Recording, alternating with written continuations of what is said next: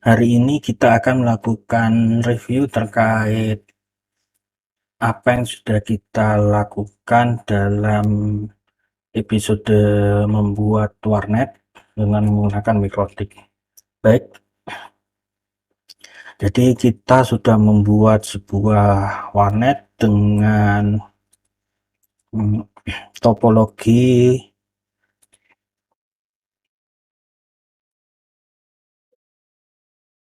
ini.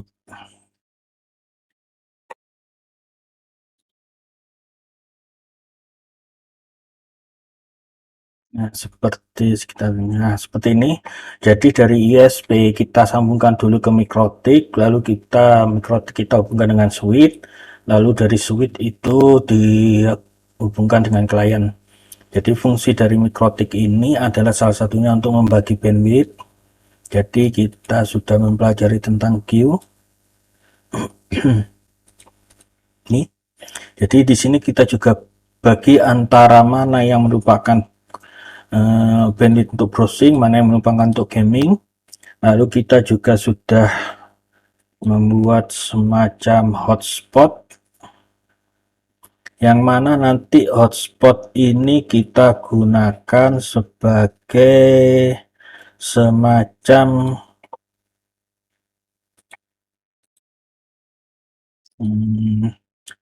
ini sudah semacam sebuah vouchering. Jadi kita membuat sebuah vouchering. Oke, lalu kita akan bicara terkait dengan apa yang dinamakan budget, atau kita biasanya sebutkan RAB atau rencana anggaran belanja. Jadi seperti ini. Jadi ini adalah perkiraan ya. Jadi ini bukan sebuah nilai yang fix, bisa lebih bisa kurang, tergantung dari budget yang ada, juga tergantung dari harga di area kalian. Nah, di sini kita yang membahas ini PC operator, PC klien. Nah, ini adalah hardware. Nah, ini ada jasa pasang, instalasi awal. Jadi kita ngitung per titik, lalu kita juga harus memperhitungkan tenaga untuk melakukan pemasangan. Jadi termasuk memasang kabel, lalu menata komputer, itu masuk dalam instalasi awal. Ini kalian sesuaikan aja nanti ya. Oke. Lalu selain itu kita juga bicara mengenai budget untuk bandwidth. Nah, di Indonesia ini ada beberapa yang terkenal seperti Bismedia, Bisnet, MyRepublic, IndiHome, dan ini saya contohkan satu lagi, CBN. Salah satu yang menawarkan koneksi untuk dedicated-nya. Jadi untuk dedicated-nya itu CBN, kita cek dulu ya. Ada beberapa sebenarnya. Nah, seperti ini. Jadi ini merupakan dedicated, jadi untuk bisnis ini sebenarnya. Jadi kalian sesuaikan aja dengan budget kalian ya. Kalau memang lumayan mahal memang untuk CBN yang dedicated itu ya. Jadi ini listnya sepertinya harus request ke salesnya ini, karena tidak disebutkan untuk bisnisnya ya. Jadi untuk bisnisnya, nah ini. Jadi kita harus request dulu, oke. Nah, lalu untuk home berapa, kita back aja. Kalau untuk home sebenarnya hampir setara ya, tidak terlalu mahal juga. Itu kisaran antara ini.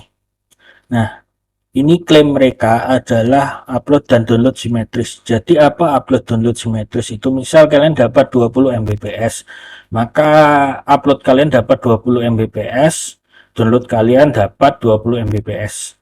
Jadi simetris. Lalu mereka klaimnya adalah ini tanpa fair usage policy atau FUP. Apa itu FUP? Itu kita misalnya untuk mendownload. Jadi kita dapat FUP-nya 400 GB, kalau lebih dari 400 GB itu akan turun. Nah, itu salah satu yang menerapkan adalah si IndiHome. Nah, seperti ini. Nah, ini kita 20 Mbps. Jadi kita VIB-nya adalah 500 GB. Speednya tetap. Ketika kita memakai kelebihan variable-nya lebih dari 2 GB, akan diturunkan menjadi 10. Lebih dari itu lagi akan diturunkan maksimal 4 Mbps. Jadi ini saya rasa 4 Mbps ini sangat tidak layak ya. Oke. Nah, untuk itu kalau kita nantinya pakai IndiHome, usahakan kalian pakai yang saya sarankan itu minimal. Nah, ini. Jadi antara 200 sampai 300 karena kita akan membuat untuk 20 klien ya. Nih, kita membuat 20 klien. Nah, ini kalian sesuaikan. Jangan kalian paksakan nanti kalian 20 klien kalian pakai 10 Mbps. Itu akan sangat pengaruh karena nah di Indomie ini juga tidak ada paket yang simetris ya. Jadi kalian umpamanya uploadnya 40 Mbps, belum tentu downloadnya 40 Mbps, uploadnya belum tentu 40. Jadi biasanya kisarannya kalau 40 ini paling untuk uploadnya sekitar 10 sampai 15. Oke. Jadi ini kalian perkirakan ya. Jadi sekitar. Jadi ini sebenarnya berlaku sama ya di semua nanti. Jadi 200 Mbps itu karena 200 itu kan gak pure 200 yang kita dapat nanti ya. Jadi tergantung nanti dari jaringan yang ada itu penuh apa enggak. Jadi kalian usahakan dilebihkan. Jadi kalau memang 20 perangkat pakai yang 200 Mbps paling enggak. Oke, lalu untuk My Republic ini dia menjanjikan unlimited kuota ini. Jadi saya nggak tahu ya ini ada nggak dia paket internet fibernya tanpa TV. Kita coba lihat. Jadi kalau untuk warnet kan buat apa kita pakai TV ya? Oke, kita coba lihat ya. Nah, ini. Jadi ini, nah ini cuman kita lihat paket lengkap. Nah, dia maksimal 250, 16 sampai 20 perangkat. Nah, seperti 20 sampai, jadi mungkin untuk warnet akan bisa dicoba untuk yang ini. Kalau kalian pakai yang 10 Mbps itu khawatirnya nanti ini nggak cukup ya, nggak cukup. Jadi ini kan 16 sampai 20, cuman saya menyarankan minimal 200 atau di atas itu kalau bisa ya. Karena kalau untuk gaming, kalau untuk warnet non gaming mungkin bisa ya untuk 100 Mbps. Kalau 50 ini nggak mungkin karena dia cuma 12 perangkat. Jadi usahakan yang bisa support sampai 20 perangkat. Oke, lalu kita masuk ke Bisnet. Jadi ada paket ini, kita paket Bisnet. Oke. Ini, nah ini Bisnet menyediakan juga ini untuk gamer. Jadi ini hanya internet. Ini 3C, ini 0C, home internet. Nah, jadi kalian sesuaikan aja ya. Ini simetris. Jadi dia menawarkan simetris.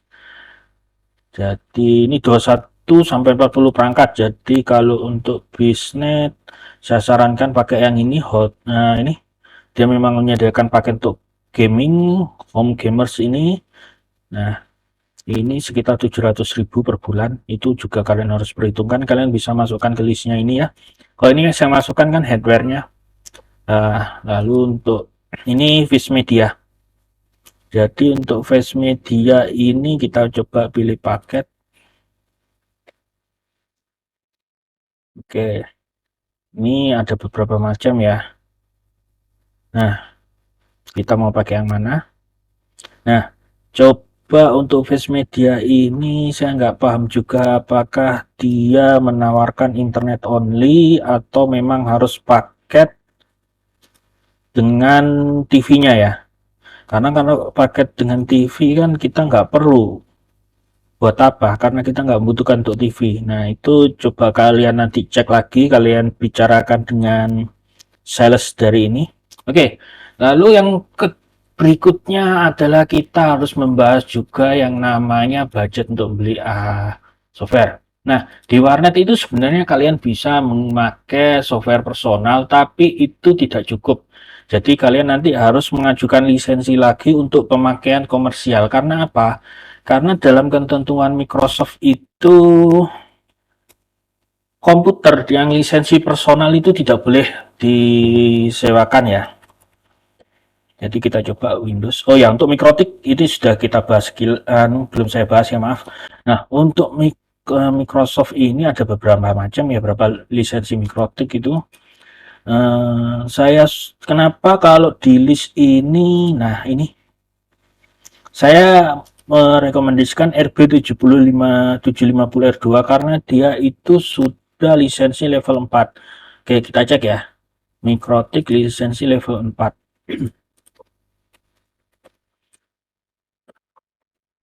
Level 4. Jangan pakai crack ya.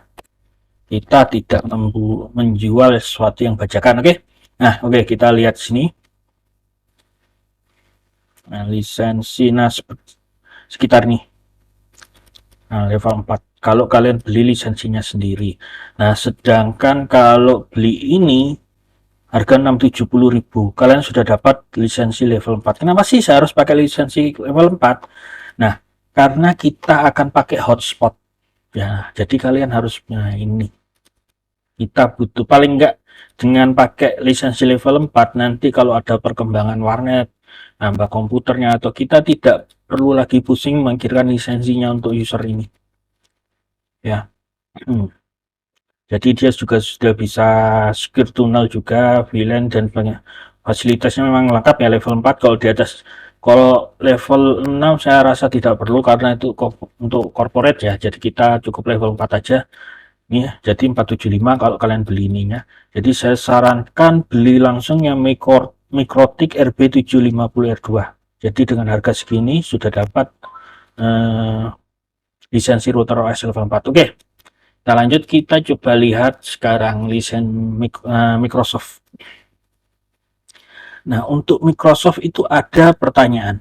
Apa kita sebenarnya legal sih nggak pakai COA? Jadi COA itu stiker Microsoft. Jadi bentuknya seperti apa? Ya, akan saya bahas sedikit ya. Jadi kita, nah seperti ini stiker COA, maaf, stiker COA, COA, COA Microsoft gini aja ya. Kita lihat gambarnya aja. Karena ada sebagian orang, nah seperti ini. Ini sebenarnya legal nggak? Sebenarnya ini adalah ilegal. Sekali lagi ya teman-teman, ini adalah ilegal. Karena sebenarnya stiker-stiker ini tidak untuk diperjualbelikan bebas. Nah, mungkin Windows kalian bisa diaktifasi ya, cuman ketika ada pemeriksaan akan terdeteksi di komputer itu adalah lisensinya tidak valid. Jadi kalau kita cek ya, jadi untuk mulai Windows, saya cek di komputer saya aja, ini setting, jadi dia pakai sistem digital. Jadi kita cek aja ya. Jadi beda nanti. Ini, ada activation state.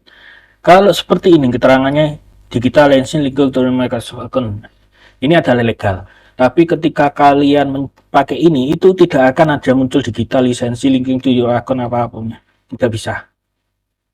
Jadi jangan tergiur membeli stiker ini.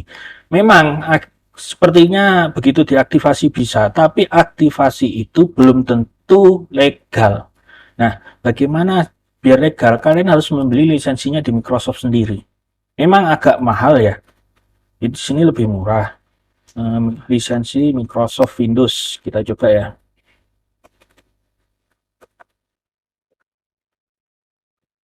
Hmm, jadi ada beberapa. Nah, ini kita coba cek di sini ya. Nah, ini ada beberapa opsi ya. Ini untuk yang pendidikan. Nah, Microsoft Windows. Jadi kalau sekitar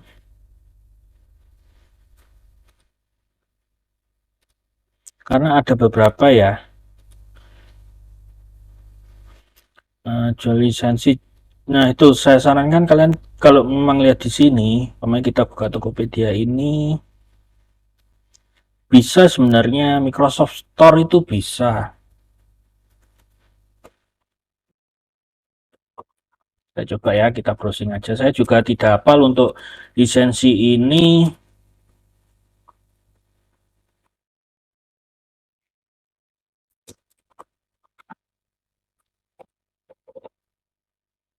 Nah, kita coba aja, kita buka.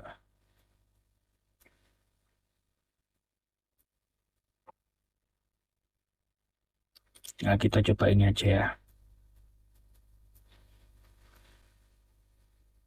Ini ada pilihan banyak sebenarnya. Windows OS, Windows 10. Nah, ini coba kita cek aja. Kita pakai Windows 10 aja ya.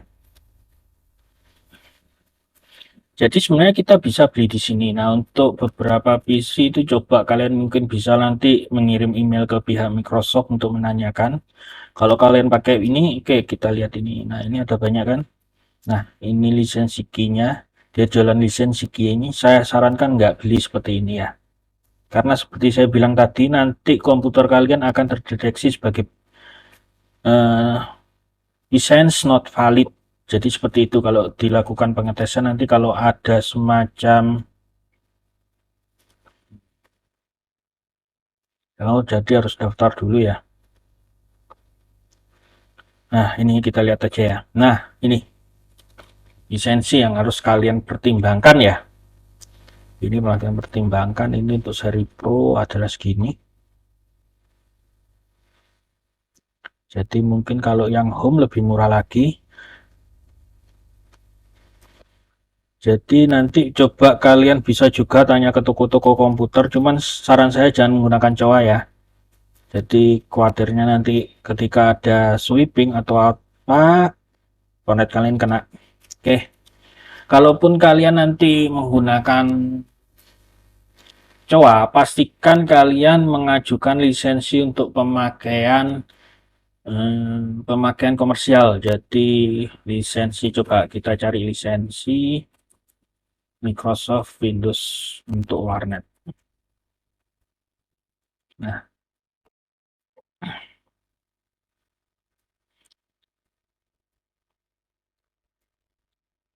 ini juga pernah dibahas masalah OEM itu sebenarnya sudah lama ya. Ini waktu, nah ini yang disebut. Jadi COA itu sebenarnya khusus untuk OEM ya. Jadi kalian nggak boleh sebenarnya pakai OEM. Nah, ketika kalian pakai OEM itu, nah satu motherboard tertentu. Jadi kalian ganti hardware, dia akan hilang. Jadi kalian nggak akan bisa aktifasi. Anggap karena suatu hari kalian ingin upgrade komputer klien karena ada mungkin untuk gaming butuh untuk nambah motherboardnya ganti prosesornya itu lisensinya akan invalid. Nah itu perbedaannya ya kalau kalian pakai COA. Jadi sebaiknya ada dulu ini Legos ini namanya. Nah ini warnet Legos. Jadi ini bisa kalian nanti coba tanyakan ke toko. Nah lisensi warnet. Nah ini tapi ini dulu untuk Windows 7. Jadi kalau sekarang untuk Windows 10 sepertinya tidak ada ya. Jadi nanti kalian bisa coba tanya-tanya lalu seperti itu ya. Jadi ini masih terkait dengan hardware. Kalau kalian mau lebih murah mungkin bisa menggunakan Linux. Cuman saya nggak tahu ya apakah gaming online itu bisa di Linux karena setahu saya yang bisa itu cuman Steam atau mungkin game lainnya bisa, saya nggak paham. Jadi itu kalian pertimbangkan dengan baik-baik totalnya berapa nantinya. Juga kalian harus lihat di mana di sana itu familiar nggak dengan pemakaian Linux. Kalau tidak familiar itu akan kesulitan sendiri ya, baik dari pihak operator maupun nanti user yang akan menggunakan komputer. Baik, terima kasih. Semoga bermanfaat. Wassalamualaikum warahmatullahi wabarakatuh.